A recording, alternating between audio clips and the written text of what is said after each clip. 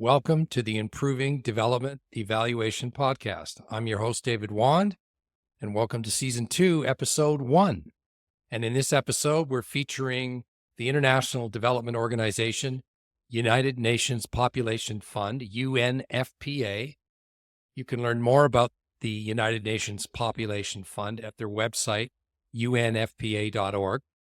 And we're focusing on a project that the UNFPA is delivering in Somalia, and its title is Strengthening Sexual Reproductive Health and Rights Through Midwives.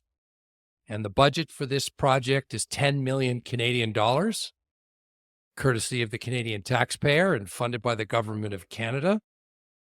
And we're going to be reviewing their performance measurement framework. And we will start with a brief project description, and then we'll move into how the outcome indicators either adequately measure the outcomes or do not adequately measure the outcomes. This project has 8 target groups, and we'll list them off, and then we'll get back and give you details about the services that each of the target groups receive. First target group, number 1, are students studying midwifery. Number 2 are midwives after they've graduated and are practicing. Number 3 are students studying midwifery and practicing midwives. Target group number 4 are midwife associations in Somalia. Number 5 are midwives who teach at midwifery schools as well as midwifery tutors. Target group number 6, Ministry of Health officials in Somalia. Target group number 7, traditional birth attendants. And finally, target group number 8, chief of health, midwifery specialist, and a family planning program manager. So let's get back to the services that these target groups actually receive due to this project costing about $10 million. So the first target groups, the target group are students who are receiving midwifery training. And that training includes the following: developing a plan to hire and pay midwifery graduates. Equipment is provided to the midwifery schools. Training curriculum is developed and delivered in the midwifery schools, including bringing in Canadian midwives to the classroom. Also, supervision visits and technical assistance is delivered to the midwifery schools.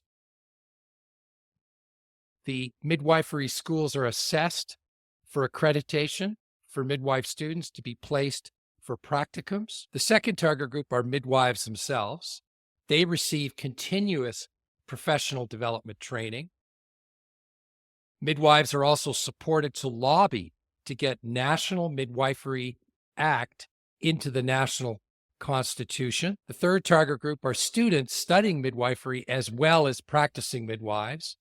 They receive online midwifery training materials that are established. The fourth target group, midwife associations, they're trained to disseminate and develop messages through radio and social media on safe delivery and nutrition.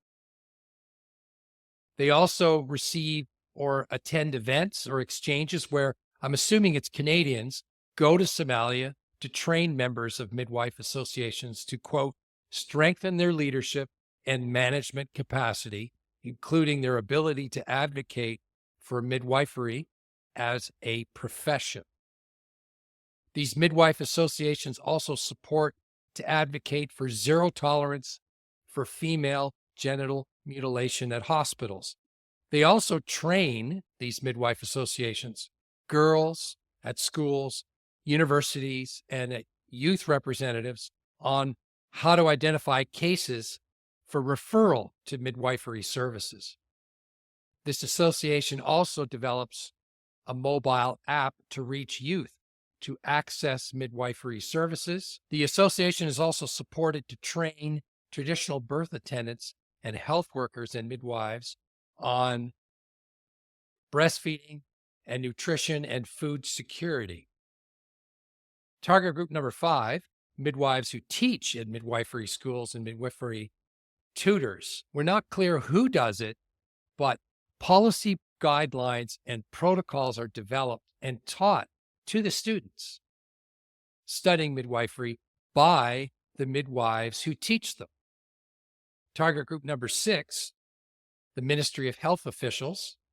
Their responsibility as part of this project is to review health data to deliver 48 outreach events where women receive midwifery services.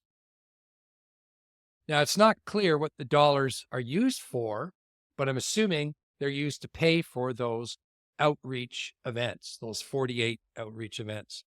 Target group 7, traditional birth attendants. The Midwifery Association does outreach to them to promote and increase referrals to midwives. Also, I should add, midwifery associations deliver 48 awareness events on midwifery and train midwives on nutrition and nutrition counseling. Target group number 8, which is the chief of health, the midwifery specialist, and the family planning program manager. The project funds are used to pay 25% of the salary of the chief of health, 50% of the salary of the midwifery specialist, and 20% of the family planning program manager in this project. And their responsibility, these 3 individuals, is to deliver a mass media campaign, which I suspect relates to the training of midwives on message dissemination, which I was talking about earlier. So that's a brief overview of the target groups and the actual services that they receive. And as you can tell, a lot of it has to do with training. So if we look at the performance measurement framework, there are 8 outcomes for this project related to those services, and there's 13 outcome indicators that are in the performance measurement framework that attempt to measure whether or not those outcomes have been achieved. So I'll just briefly go through the 8 outcomes, and then I'll go back and in detail provide the outcome indicators and whether or not they adequately measure the outcomes. First outcome is project is effectively supported in terms of operations, security, communications, advocacy, monitoring, and evaluation. Outcome number 2 is improve the role of midwives in increasing knowledge, awareness on maternal nutrition and contributing to sexual reproductive health outcomes for target communities.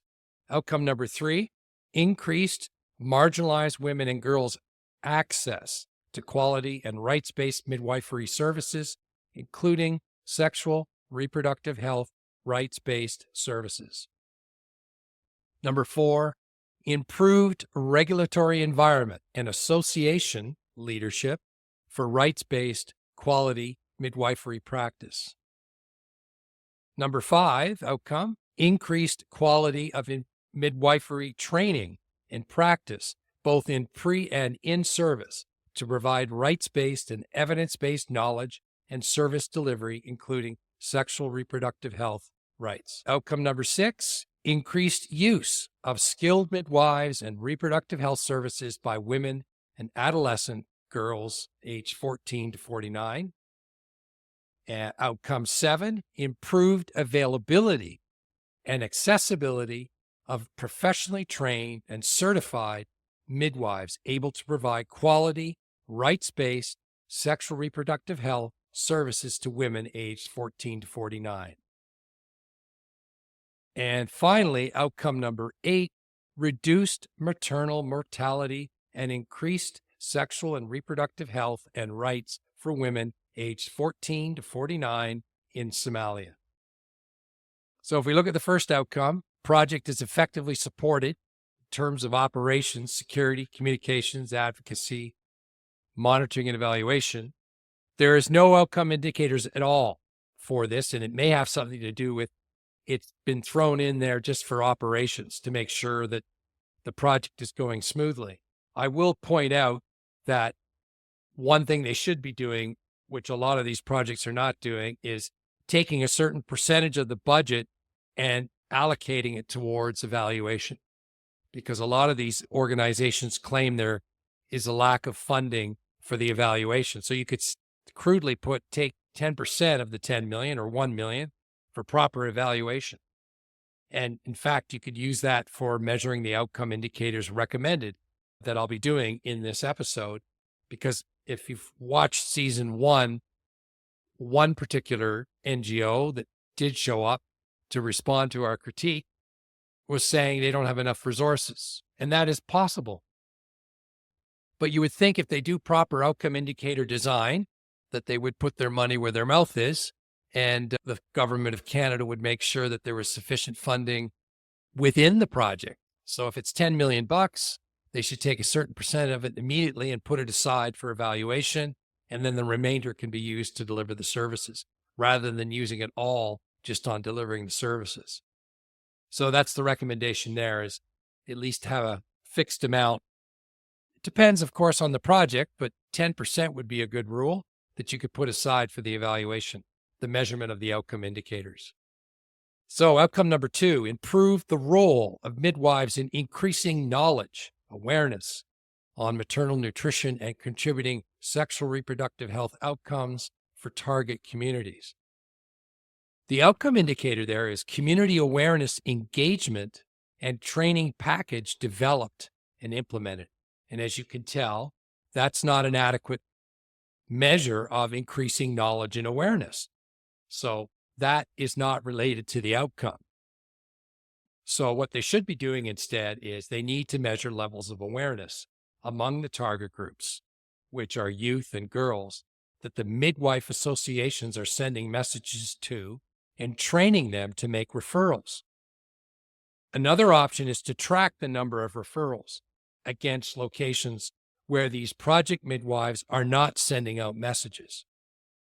So in terms of the violation of the OECD Development Assistance Committee criteria, it's violating the effectiveness criteria, which the DAC question is the intervention achieving its objectives? No, it is not, because the outcome indicator is not measuring levels of awareness, which the intervention is expected to increase.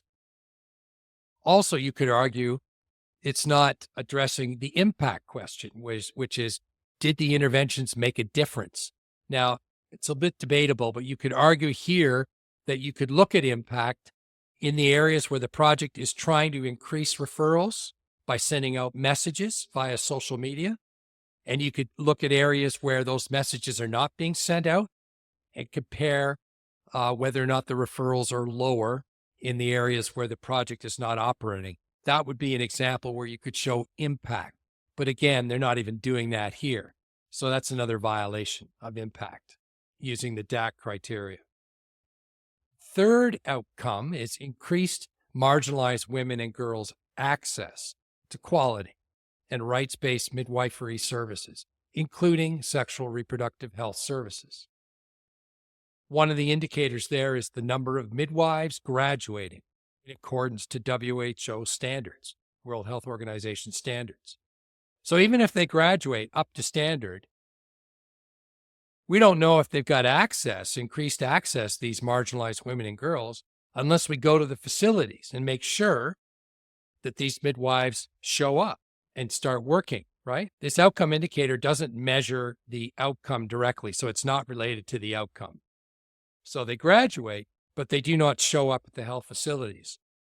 So what you would do instead is measure the number of midwives who are at the health facilities against a standard considered acceptable for adequate access. And the WHO does have standards, global standards. In fact, they're probably even country-level standards where you can say there's enough health professionals per capita or per catchment area of population that's acceptable. So again, this violates the effectiveness criteria of the Development Assistance Committee criteria on evaluation. Is the intervention achieving its objectives? No, it is not, because the outcome indicator is not measuring levels of access, which the intervention is expected to increase. Another indicator for this same outcome is the number of midwifery schools where curriculum has been updated to include rights-based approach to sexual reproductive health. So again, it's not relevant in the sense that you could have the curriculum updated, but you really want to go a step further. So the measure is not related to the outcome. And what they want to do is, even if you improve the curriculum, it has nothing to do with monitoring increases in access, which we want to see. So again, you want to go to the health facilities instead, where midwives are working, to see if the number of patients served or the wait lists are considered adequate access against an agreed upon standard. So again, it violates the effectiveness criteria of DAC, Development Assistance Committee for evaluation. So outcome number 4, improved regulatory environment and association leadership for rights-based quality midwifery practice. The first indicator there is number of midwifery associations supported for rights-based midwifery and sexual reproductive health services. Again, the measure is not related to the outcome of improving leadership skills. So they say supported, but even if they're supported through training or whatever, what you really want to do is you want to measure the leadership skills, and the skill to advocate for rights-based quality would be better. So again, it violates the DAC criteria on effectiveness because the outcome indicator is not measuring levels of skill to lead and advocate, which the intervention is expected to increase. So the other indicator for outcome number 4, number of midwifery association members supported to lead right-based quality midwifery practice efforts. Again, it's the number of associations, but it's got nothing to do with measuring the outcome of improved leadership. So again, they need to measure the leadership skills and the ability to advocate. So again, it violates the DAC criteria of effectiveness. Then you have outcome number 5, increased quality of midwifery training and practice, both in pre and in service, to provide rights-based and evidence-based knowledge and service delivery, including sexual reproductive health services.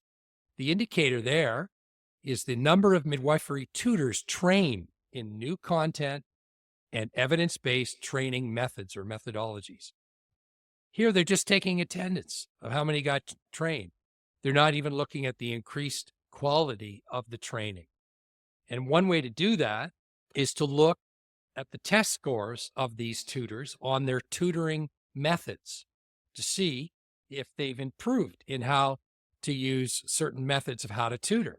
So again, it violates the effectiveness DAC criteria because the outcome indicator is not measuring levels of skill to tutor, which the intervention is expected to increase. Another indicator they've used for this outcome number 5 is the number of midwives trained. So it's just a different group, not the tutors, in new midwifery content, including rights-based sexual reproductive health. So again, it's not just the number of midwives showing up to get the training. That's just taking attendance. That's not good enough. You have to show how you're going to increase the quality of these midwives who have been trained. So again, what you need to do instead is look at the test scores of midwives on their knowledge of rights-based sexual reproductive health content.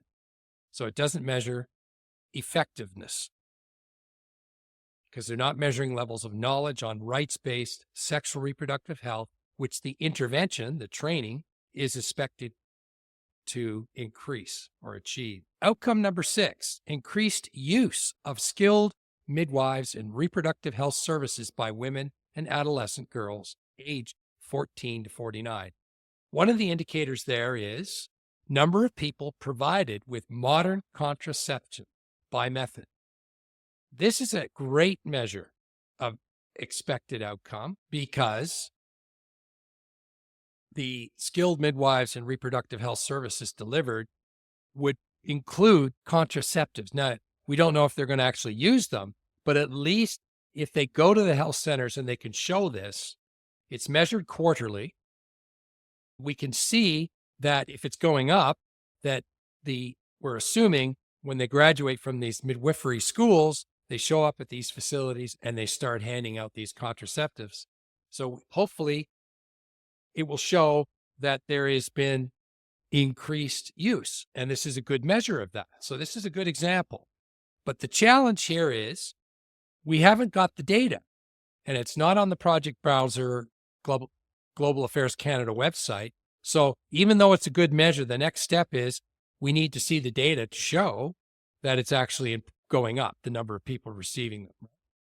Another indicator that's very good for this outcome number 6 is the percentage increase in births per facility from the baseline determined at the project start. This, again, is an excellent indicator of that achievement of that outcome, and it's measured annually. But again, we don't know that percentage increase, and we need to see that data on the project browser, and that would be helpful. But it's a great indicator. Outcome number 7 is improved availability and accessibility of professionally trained and certified midwives able to provide quality, rights-based sexual reproductive health services to women aged 14 to 49. One of the indicators for that outcome is number of midwives graduating in accordance with WHO standards. Graduation, of course, is not enough to show improved availability and access to services, right? We have to make sure they show up at the health facilities. So we have to measure the number of midwives who are at the health facilities against a standard considered acceptable for adequate access. Another indicator for this improved availability and accessibility to services, outcome number 7, is number of facilities with all the signal functions to provide skilled deliveries. I'm not sure what that means, but people in the field of this area of expertise probably know what it means. It's great. It's a good indicator. We also want to know the percentage of the facilities where all the signal functions are there to provide skilled deliveries. But again, we would like to know the number and the percentage, the actual data. So this is a good indicator. It would just be ideal if it was available to the public. The other indicator on outcome number 7 is percent of respondents over the baseline reporting quality service. Now, this is interesting. It's a great indicator. But what they're asking is quality. What did you think of the quality of the service? They're not asking about access or quantity. They want to know about the quality. So it's a great indicator. They just have to reword it. So instead of improved availability and access, they should change it to improved quality of services delivered. And that's an excellent indicator. So these are some examples of where some of the indicators are actually properly measuring the outcomes, which is great. And finally, outcome number 8, reduced maternal mortality and increased sexual and reproductive health and rights for women aged 14 to 49 in Somalia. And the indicator they have there is number of women and girls provided with access to sexual and reproductive health services, including modern methods of contraception. Well, as you've noticed, some of the previous outcome indicators already cover access to sexual and reproductive health services. So we don't need to worry about that. They need to measure the maternal mortality rate. And that's not in there, which is interesting. And it should be, because that's critical. Because in the end, they're claiming with that outcome, they're claiming they're going to achieve it. They're going to reduce maternal mortality, but they haven't measured the maternal mortality rate. All they're measuring is access. So in that case, it's failing in terms of the DAC criteria. You could argue impact, or you could say effectiveness. Has the maternal mortality rate, thanks to the project, actually gone down? And to show that, you would need to show where the project is not operating if the maternal mortality rate is higher.